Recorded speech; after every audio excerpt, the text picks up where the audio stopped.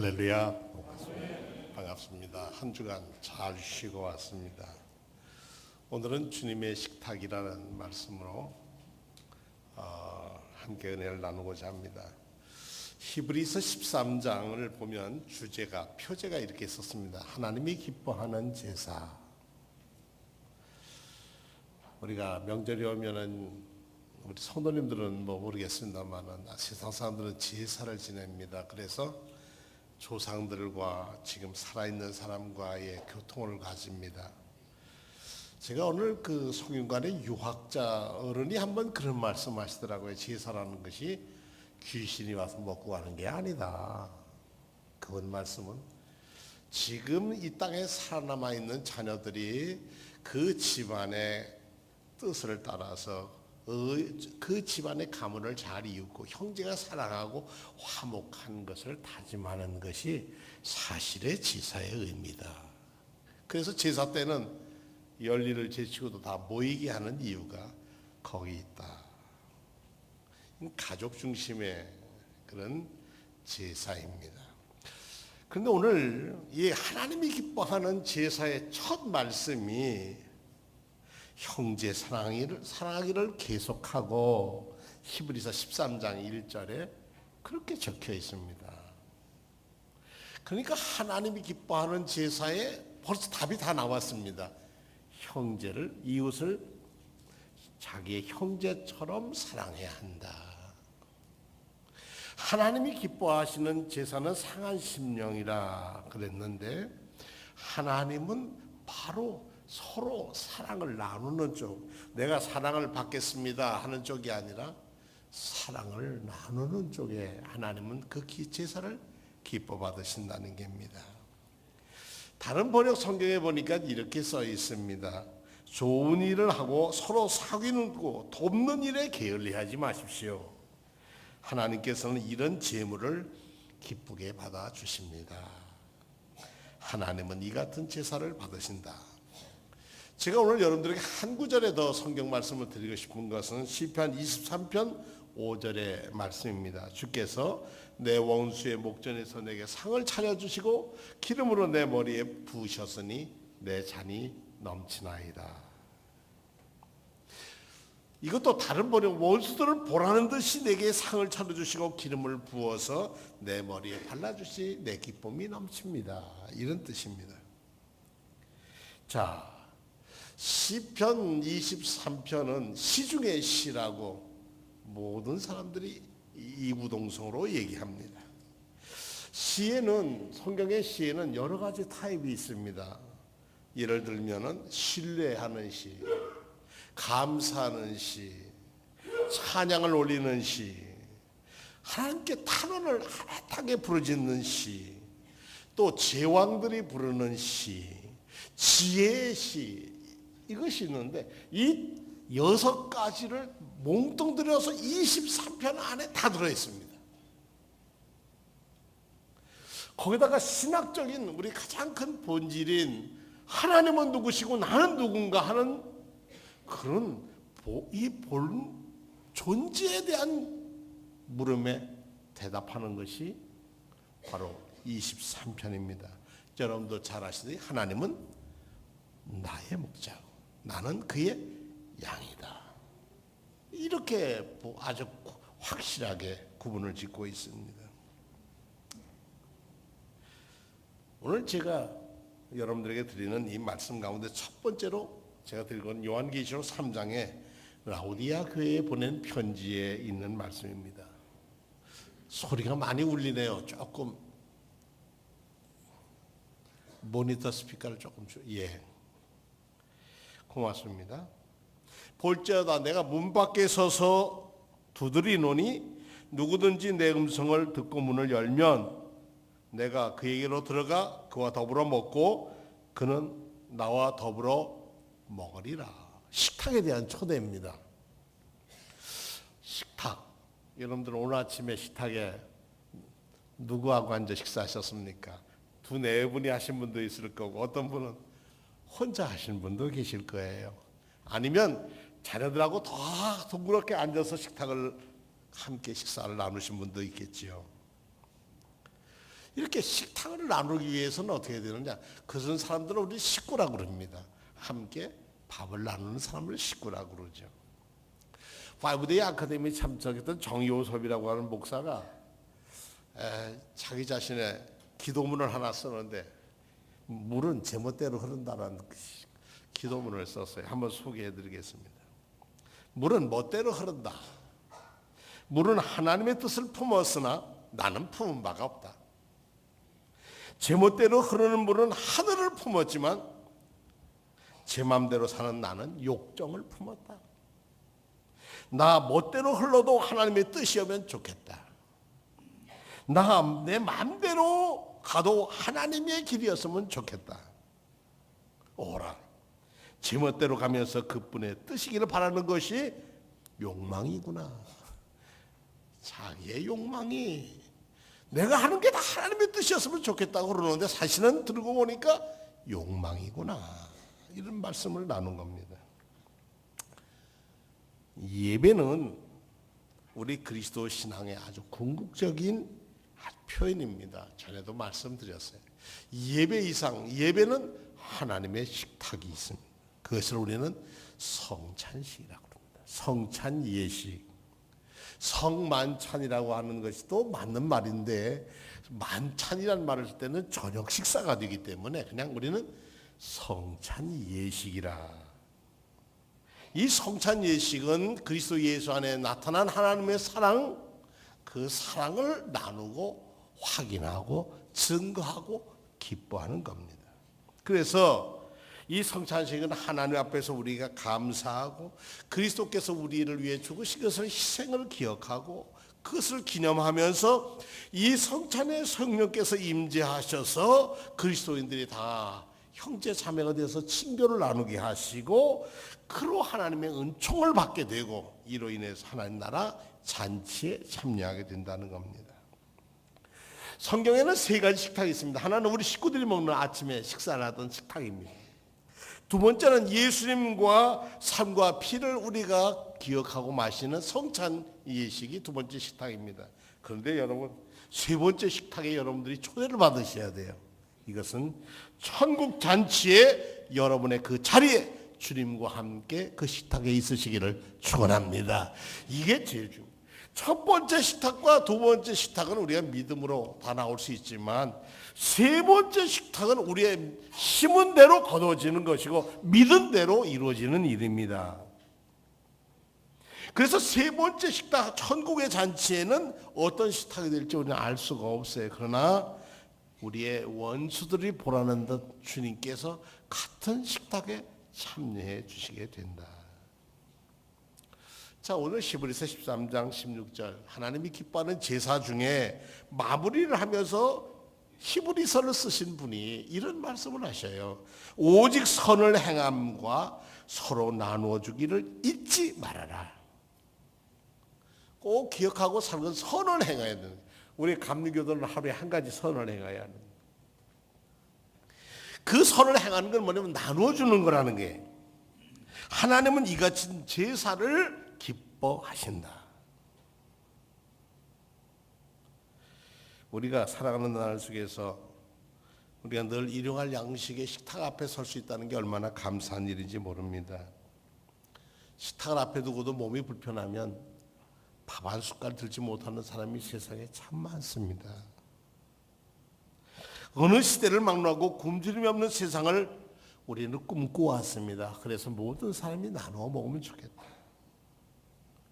한국인 어느 사진 작가가 영국에서 활동하는데 이 빨간 컵을 이렇게 하나를 만들어서 사진을 찍어서 광고를 냈답니다. 이 컵을 들고 베컴이라는 축구 선수도 했고 반기문 총장도 들었고, 근데 이 빨간 컵 한 컵의 양식이면 아프리카에 사는 사람이 하루의 양식이라는 거예요. 빨간 컵 할 때 우리가 한 컵씩 우리가 굶주리게 있는 아프리카 사람을 도웁시다.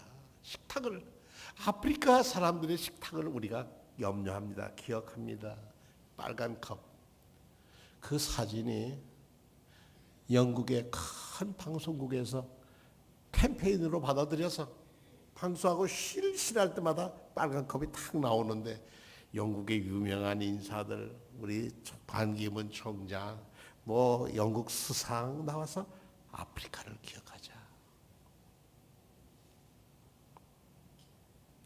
상이랑 식탁에 함께 앉을 수 있다는 것이 얼마나 축복인지 모릅니다. 식탁에 함께 앉을 식구가 있다는 것이 감사한 일입니다.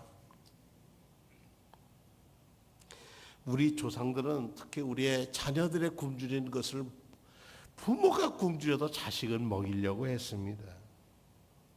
그래서 밥이 생명이고 밥이 하늘이라고 썼습니다. 7월 13일자 중부일보에 거기에 어느 컬럼을 제가 읽었는데 김순택이라고 하는 분이 글을 썼어요. 한국자원봉사협의회 대표라고 합니다. 밥이 하늘이다라는 글을 쓰면서 이런 말을 쓰셨어요. 표현하는 걸 봐도 그렇다. 쌀 미자를 나눠보면, 쌀 미자를 이렇게 나눠보면 88이 된다. 옛 어른들은 벽시가 싹이 트고 자라서 쌀이 되기까지는 88번의 손질이 가야 한다고 믿었다. 잠자리와 옷이 소중하거늘 인간의 가장 기본적인 세 가지가 부족해서 문제다. 그 중에 밥이 제일 중요하지 않을까.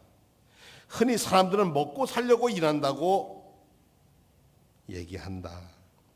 농부의 손길이야 맑은 물, 좋은 공기, 농토 여러 사람의 손길을 통해서 쌀은 하늘이 주신 선물이다.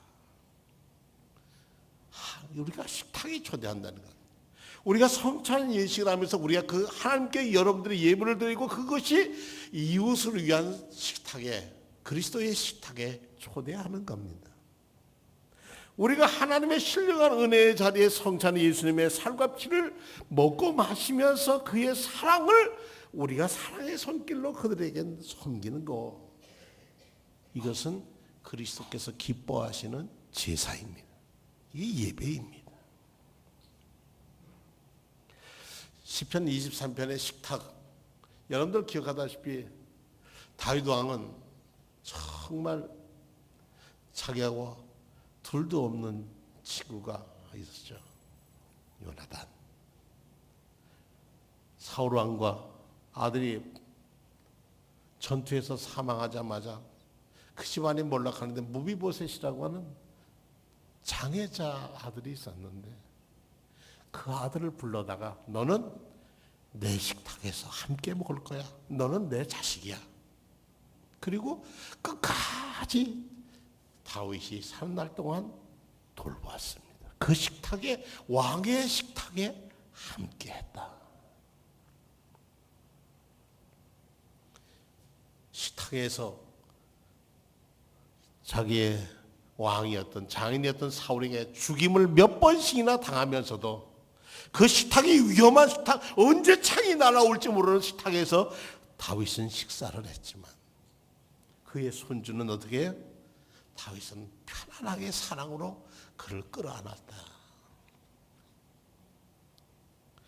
그러면서 주 하나님께서 내 원수들이 보라듯이 그 앞에 상을 차려주시고 나를 VIP 대접을 해서 그 자리에 함께 앉아서 먹게 해주시니 나는 기쁨이 넘칩니다.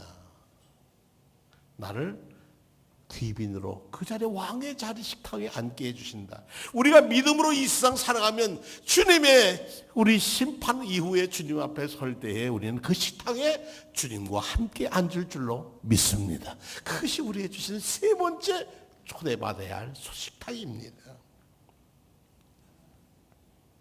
원수들이 눈앞에서 베풀어 주신 식탁에 우리가 이 세상에 아무리 험하고 어렵게 살고 어떤 형편으로 살았든지 믿음 안에 살면, 하나님은 그 믿음 안에 산다는 것은 계속해서 형제를 사랑하며 살면 하나님은 그 축복의 자리에 함께해 주시겠다고 우리를 부르셨습니다.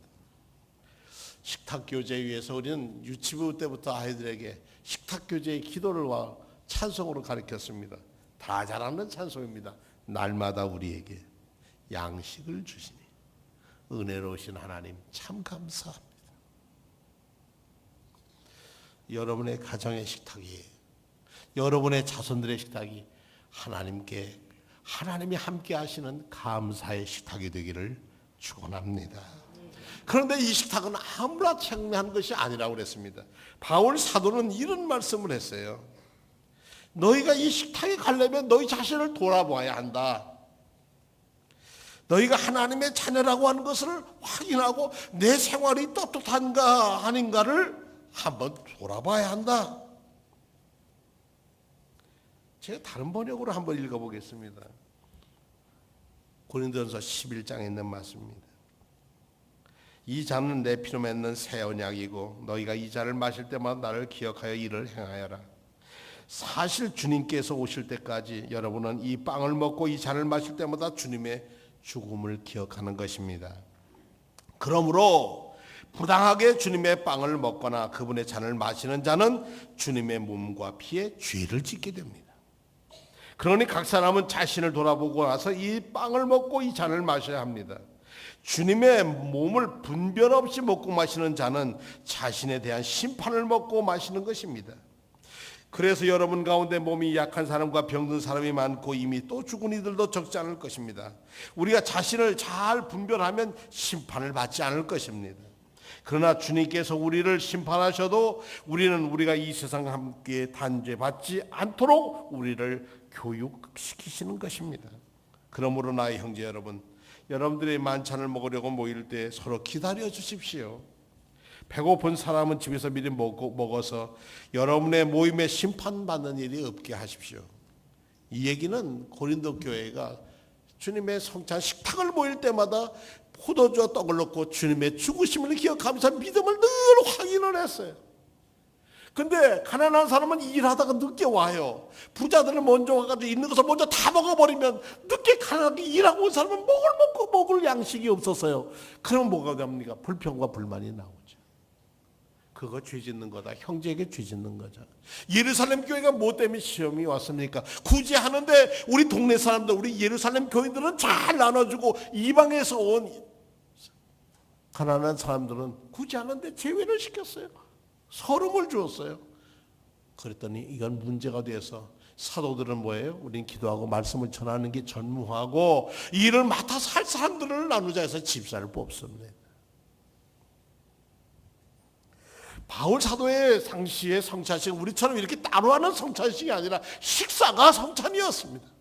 식사 때마다 주님의 죽으심과 그 사랑을 기억하면서 우리도 사랑하며 살자. 사랑하면서 이웃을 위해서 살아가는 것이 하나님 예수님이 우리를 죽으신 뜻이고 그렇게 사는 것이 우리 그리스도인의 참 모습이다. 이렇게 단합했습니다. 존 웨슬리 목사님은 이 성찬예식에 대해서 이런 말씀을 했어요. 한 사건을 아주 완벽하게 되새김으로 그 사건이 현재에서 새롭고 생생하게 되살아나는 것을 기억해야 한다. 주의 죽으심과 그의 희생을 생생하게 이 성찬을 받으면서 내 삶으로 받아들여서 내 삶에서 그리스도의 죽으심과 사심과 사랑이 나타나야 한다는 것입니다. 오늘 여러분들은 주님의 식탁에 초대를 받으셨습니다. 그리고 이 식탁을 대하실 때 여러분들은 그리스도의 사랑을 받을 것이고 성령의 은혜가 임재할 것이고 임재를 받으면 가난한 이웃들을 위해서 나눌 것이고 사랑할 것입니다. 형제를 이웃을 네 형제를 너 자신처럼 사랑하는 삶의 길을 걷는 것, 그것이 하나님이 기뻐 받으시는 제사입니다. 말라기서 1장 12절에 보니까 그러나 너희는 말하기를 여호와의 식탁은 더러워졌고 그 외에 있는 과일 곧 먹을 것은 정멸이 여길 것이라 하여 내 이름을 더럽혔다. 주님의 식탁을 더럽히는 것은 하나님을 더럽히는 것이라는 것. 너희가 주의 잔과 귀신의 잔을 겸하여 마시지 못하고 주님의 식탁과 귀신의 식탁을 겸하여 참여하지 못할 것이라. 믿음으로 나오시면 주님의 식탁이 되실 줄로 믿습니다. 다 같이 기도하시겠습니다.